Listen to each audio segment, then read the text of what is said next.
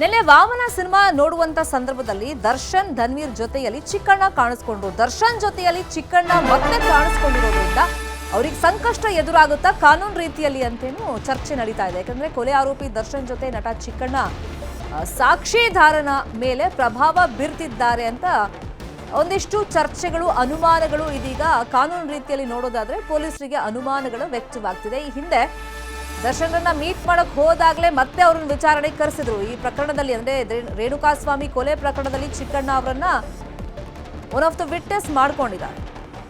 So ಈ ನಿಟ್ಟಲ್ಲಿ ಈಗ ಮತ್ತೆ ಅವರು ದರ್ಶನ್ ಜೊತೆ ಕಾಣಿಸ್ಕೊಂಡಿರೋದ್ರಿಂದ ಕೊಲೆ ಕೇಸ್ನ ಸಾಕ್ಷಿದಾರ ಜೊತೆ ದರ್ಶನ್ ಸಿನಿಮಾ ವೀಕ್ಷಣೆ ಮಾಡಿದ್ದಾರೆ. ಈ ಹಿಂದೆ ಜೈಲಲ್ಲಿ ದರ್ಶನ್ ಭೇಟಿಯಾಗಿದ್ರು ಚಿಕ್ಕಣ್ಣ. ಆ ಟೈಮ್ನಲ್ಲಿ ಚಿಕ್ಕಣ್ಣಗೆ ನೋಟಿಸ್ ಕೊಟ್ಟು ಮತ್ತೆ ವಿಚಾರಣೆಗೆ ಕರೆಸಿದ್ರು ಪೊಲೀಸರು. ಸಾಕ್ಷಿದಾರನ ಮೇಲೆ ಪ್ರಭಾವ ಬೀರುವಂತ ಸಾಧ್ಯತೆ ಹಿನ್ನೆಲೆಯಲ್ಲಿ ವಿಚಾರಣೆ ಆಗಿತ್ತು. ಬಸವೇಶ್ವರ ನಗರ ಪೊಲೀಸರು ನೋಟಿಸ್ ಅನ್ನು ಕೊಟ್ಟಿದ್ರು. ಈಗ ದರ್ಶನ್ ಜೊತೆ ಸಿನಿಮಾ ವೀಕ್ಷಣೆ ಮಾಡಿದ್ದಾರೆ, ಪಕ್ಕದಲ್ಲೇ ಕುತ್ಕೊಂಡು ಸಿನಿಮಾ ನೋಡಿದ್ದಾರೆ. ಹಾಗಾಗಿ ಮತ್ತೆ ಚಿಕ್ಕಣ್ಣಗೆ ಸಂಕಷ್ಟ ಎದುರಾಗುತ್ತಾ, ಪೊಲೀಸರು ಮತ್ತೇನಾದ್ರೂ ವಿಚಾರಣೆ ಕರೆಸ್ತಾರಾ ಅನ್ನೋದನ್ನ ನೋಡಬೇಕಾಗುತ್ತೆ. ಇದೇ ವಿಷಯಕ್ಕೆ ಸಂಬಂಧಪಟ್ಟಂತೆ ಇನ್ನಷ್ಟು ಡೀಟೇಲ್ ಆಗಿ ಇನ್ಫಾರ್ಮೇಶನ್ ಕೊಡೋದಕ್ಕೆ ಫೋನ್ ಸಂಪರ್ಕದಲ್ಲಿ ಕನೆಕ್ಟ್ ಆಗಿದ್ರು ನಮ್ಮ ರಿಪೋರ್ಟರ್ ಗಂಗಾಧರ್. ಈ ಹಿಂದೆ ದರ್ಶನ್ರನ್ನ ನೋಡೋದಕ್ಕೆ ಚಿಕ್ಕಣ್ಣ ಹೋದಂತ ಸಂದರ್ಭದಲ್ಲೇ ಅವರಿಗೆ ನೋಟಿಸ್ ಕೊಟ್ಟು ವಿಚಾರಣೆಗೆ ಮತ್ತೆ ಕರೆಸಿದ್ರು. ಈಗ ಪಕ್ಕದಲ್ಲೇ ಕುತ್ಕೊಂಡು ಸಿನಿಮಾ ನೋಡಿದ್ದಾರೆ, ಮತ್ತೇನಾದ್ರೂ ನೋಟಿಸ್ ಕೊಡುವಂತ ಚಾನ್ಸಸ್?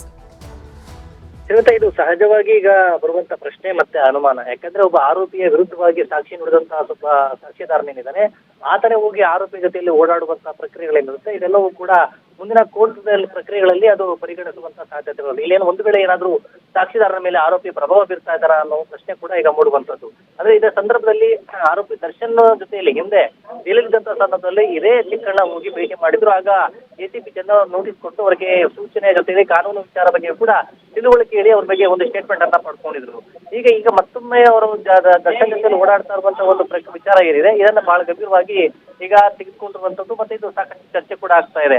ಮುಂದಿನ ಟ್ರಯಲ್ ಸಂದರ್ಭದಲ್ಲಿ ಅಥವಾ ಕೋರ್ಟ್ ಟ್ರಯಲ್ ನಡೆಯುವಂತಹ ಸಂದರ್ಭದಲ್ಲಿ ಸಾಕ್ಷಿದಾರ ತರ ಆರೋಪಿ ಜೊತೆಯಲ್ಲಿ ಓಡಾಡ್ತಾ ಇರುವಂತದ್ದು ಇಷ್ಟು ಮಾತ್ರ ಸರಿ ಅಂತೇಳಿ ಈಗ ಪೊಲೀಸರ ಒಂದು ವಿವೇಚನೆಗೆ ಇದು ಬಿಟ್ಟಿರುತ್ತೆ. ಈಗ ಅವರು ಯಾವ ರೀತಿ ಕ್ರಮವನ್ನ ಕೈಗೊಳ್ತಾರೆ ಅಥವಾ ಏನಾದ್ರು ಮತ್ತೆ ಅವರನ್ನ ಕರೆಸ್ತಾರ, ವಿಚಾರಣೆ ಮಾಡ್ತಾರ, ಯಾವ ಈ ಒಂದು ಸಂದರ್ಭಗಳಲ್ಲಿ ಟ್ರಯಲ್ ಸಂದರ್ಭದಲ್ಲಿ ಅವ್ರು ಕಾನೂನು ಲೀಗಲ್ ಆಗಿ ಅವ್ರು ಕೂಡ ಫೈಟ್ ಮಾಡಬಹುದು. ಅಂದ್ರೆ ನಾವು ಯಾವುದಂತ ಮೊದಲಿಂದಲೂ ಕೂಡ ಸ್ನೇಹಿತರಿದ್ದೇವೆ, ನಾವು ಕಾನೂನಿಗೆ ಬೆಲೆಯನ್ನ ಕೊಡ್ತೇವೆ, ನಾವು ಈಗಾಗಲೇ ಸ್ಟೇಟ್ಮೆಂಟ್ ಅನ್ನ ಕೊಟ್ಟಿದ್ದೇವೆ, ಸ್ಟೇಟ್ಮೆಂಟ್ ಕೊಟ್ಟು ಎಲ್ಲ ಕೂಡ ಆಗಿದೆ. ಈಗಲೂ ಕೂಡ ನಾವು ಎಷ್ಟು ದಿನಗಳವರೆಗೂ ಕೂಡ ಇರೋದಕ್ಕಾಗೋದಿಲ್ಲ, ಕ್ಲೋಸ್ ಫ್ರೆಂಡ್ಸ್ ಅನ್ನೋ ರೀತಿಯಲ್ಲಿ ಅವರು ಅದನ್ನು ಕೂಡ ಅದನ್ನ ಹೇಳ್ಕೊಳ್ಬಹುದು. ಅದ್ರ ಕೋರ್ಟಲ್ಲಿ ಒಂದು ವೇಳೆ ಏನಾದ್ರು ಇವರು ಫೈಟ್ ಮಾಡಿ ಪೊಲೀಸರು ಏನಾದ್ರು ಅದ್ರ ಬಗ್ಗೆ ಪ್ರಸ್ತಾಪವನ್ನು ಮಾಡಿದ್ರೆ ಲೀಗಲ್ ಆಗು ಕೂಡ ಅವರು ಮುಂದಾಗಬಹುದು.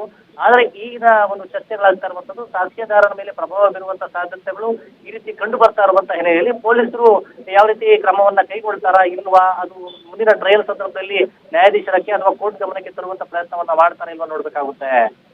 ಕಾದ್ ನೋಡೋಣ ಮುಂದಿನ ಬೆಳವಣಿಗೆ. Thank you so much Gangadhar, ಈ ಕ್ಷಣದ ಮಾಹಿತಿಯನ್ನು ಕೊಟ್ಟಿದ್ದಕ್ಕೆ.